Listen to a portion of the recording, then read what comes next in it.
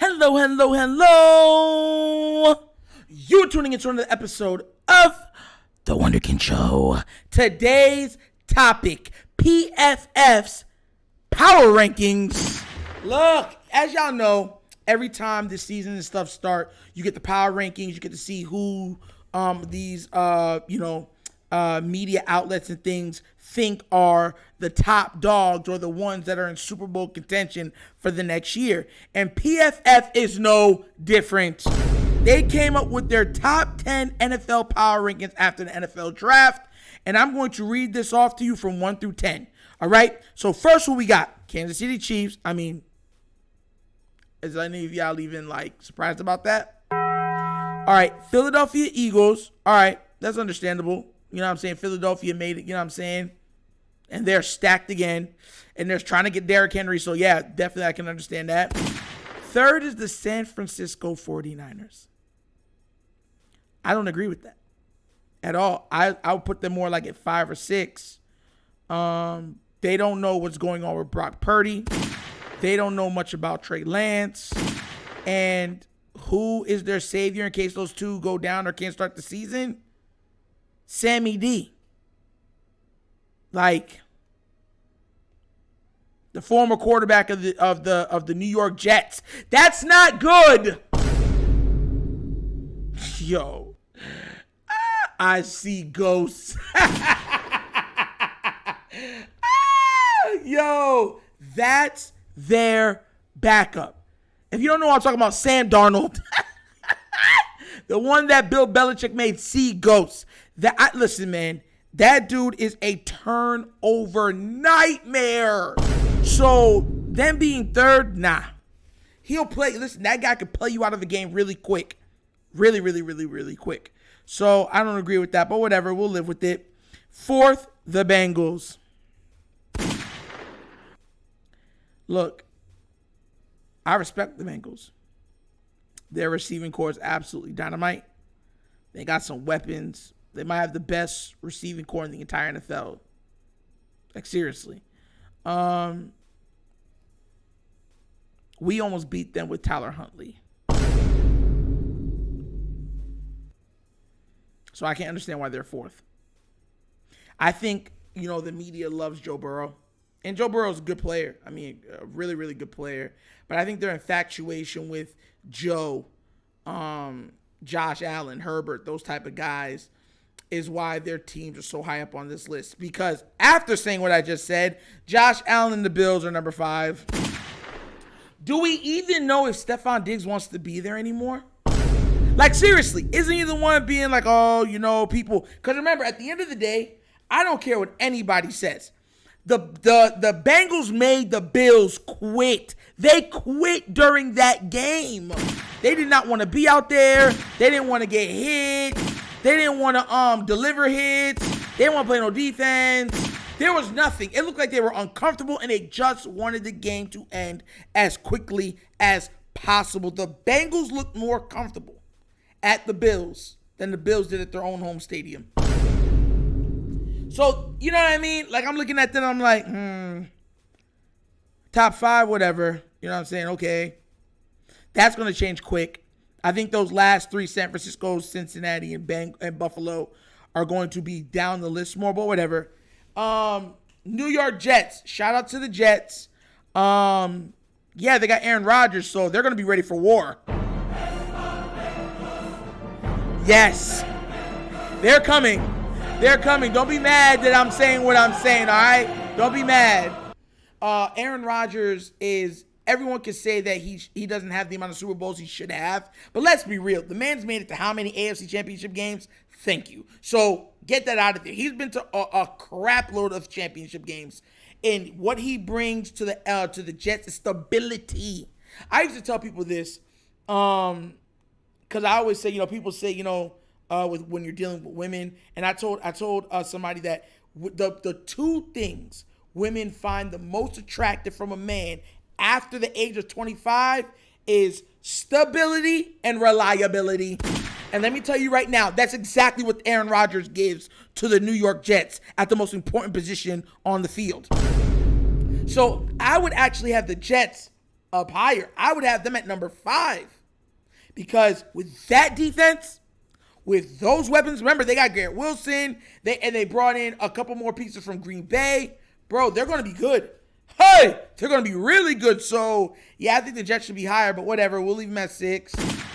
Number 7. Let me tell y'all something right now. Every single year you tell me that the Cowboys is supposed to be, that's number 7, the Dallas Cowboys. They even had me believing one year that they could make it to the Super Bowl.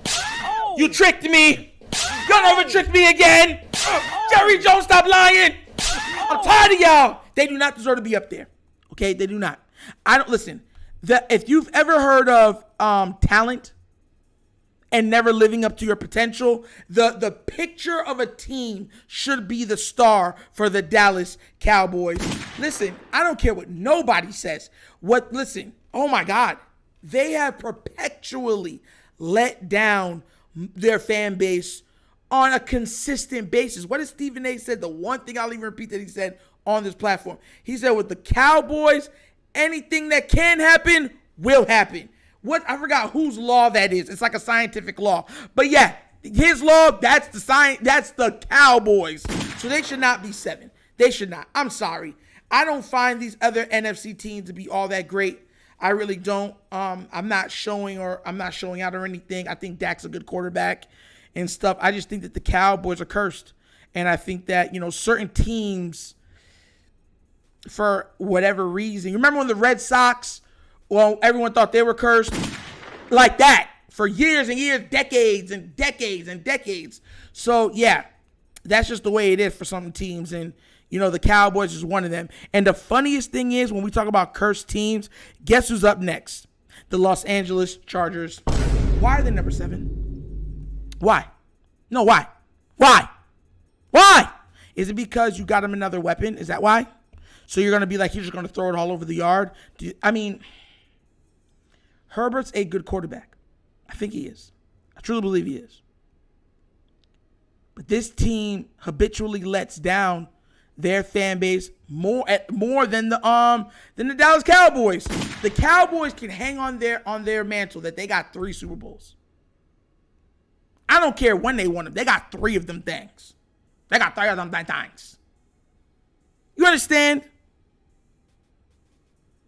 San Diego, even if they might have one, they don't have the same historical value as a Dallas Cowboys.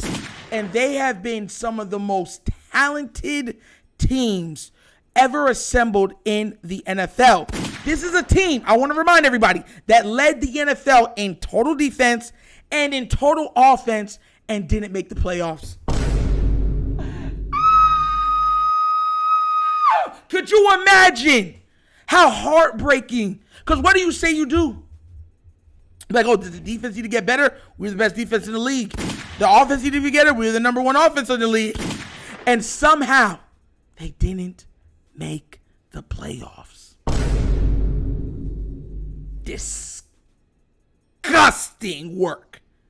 So why are they number 7? No, they still got a lot more to prove. I'll tell you what, I trust Jacksonville over the Chargers. Hate me if you want to. I told you this in the previous video. Jacksonville's the most hot and cold team in the league, but when they're hot, they can beat anybody. It's been proven. And they came back on a big deficit, 27-point deficit on the Chargers to beat them in the playoffs. Come on now, bro. Cleveland Browns, look. They deserve to be top 10. I'm telling y'all this right now. Mark my words. I want to make sure you hear when I'm saying this. Deshaun Watson is coming back and he's going to round into form. That man is a bad man. And what I mean by that is his intangibles, the way he's able to play, his athletic ability, his arm talent, all those things. And what he has up here from the quarterback position, oh my God, when we say a top 5 QB, Deshaun Watson is in that realm. And the Browns, with the team that they already have constructed with a top 5 QB, my God, they deserve to be top 10. I'm telling y'all, we're getting at least 3 teams out of the AFC North this year. At least 3. At least 3. So buckle up, because it's going to be a rocky ride for us. Rocky ride. And number 10, the Baltimore Ravens. Let me tell y'all this right now. I want y'all to understand this right now. The Baltimore Ravens are no longer sitting back and enjoying being the hunter. We want the smoke. We want problems. We are hoping teams want to come after us. We're not resting on our past laurels. We're not resting on past wins. We're not resting on past Super Bowls. None of that. We want war. And Lamar and company, Bateman and company, Zay Flowers and company, Mark Andrews and company, Marlon Humphreys and company, Roquan Smith and company, Patrick Queen and company are coming for blood. I'm telling y'all, listen, y'all can think what you want to. We've seen this team devoid of talent and injury riddled. As long as they had Lamar Jackson in somewhat of a semblance of a defense, they were winning games. What you've just given them is you've drafted a brand new corner, brought in another corner, okay? You've given Lamar even more weapons with an OBJ and a Zay Flowers, okay, to team up with an already good Bateman and Mark Andrews, yeah, okay. And now you have an offensive coordinator that will attack teams in space. Number 10. Let me tell you this right now. PFF is so hot and cold when it comes to the Ravens. I promise you, when the league year starts, I'm telling you, because I already know their game, you're going to see the Ravens jump up to number 5. Watch. They're going to jump up to number 5 because PFF is going to try to sell you on the narrative that, they're perfect. They're perfect. Only thing that can hold them back is Lamar Jackson. That's what they're going to try to piddle to you guys. So that's going to up and come. So I'm not worried about it. Pause. I'm not going to worry about it any further with this. But number 10. You got the Chargers over the Ravens. Cowboys over the Ravens. It's nasty work out there. Very, very nasty work. Look.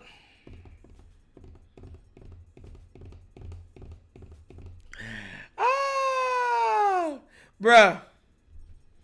Look, I wouldn't even have Cincinnati over the Ravens. Back-to-back years, the Ravens were leading the division until Lamar Jackson got hurt. Back-to-back years. In the first one, they were leading the entire conference.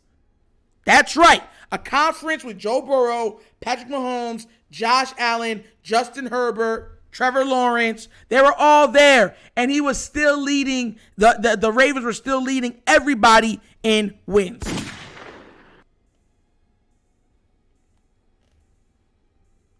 Come on now, man. Do better. Number 10.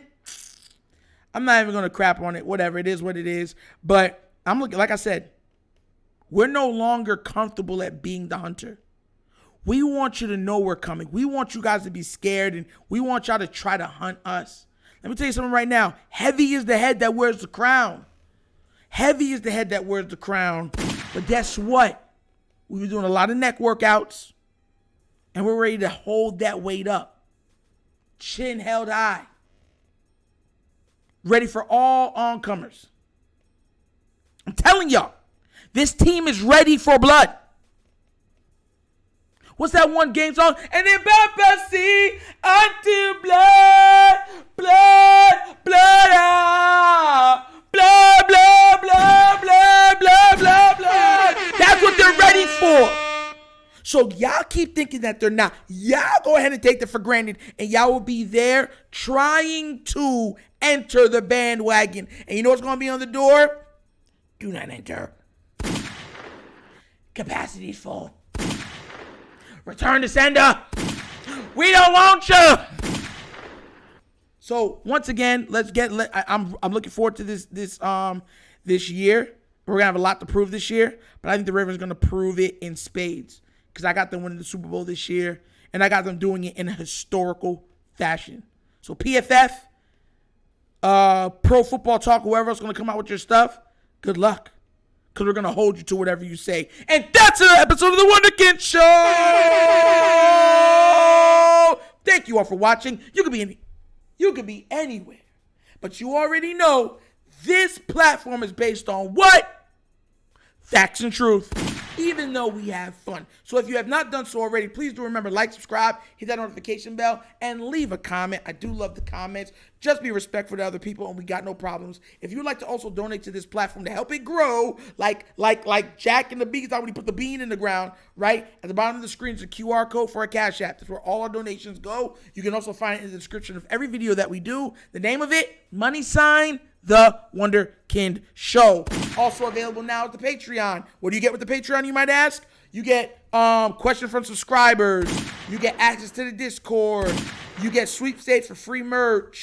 And there is a fantasy football league that we'll be doing this season. That's what you get. So go out there and become a patron of The Wunderkind Show. And let's keep this thing moving. But once again, this is The Wunderkind Show. This is your host, Nitro, signing off. And as always, you guys knows my slogan. Peace. And I am out of here. Yep.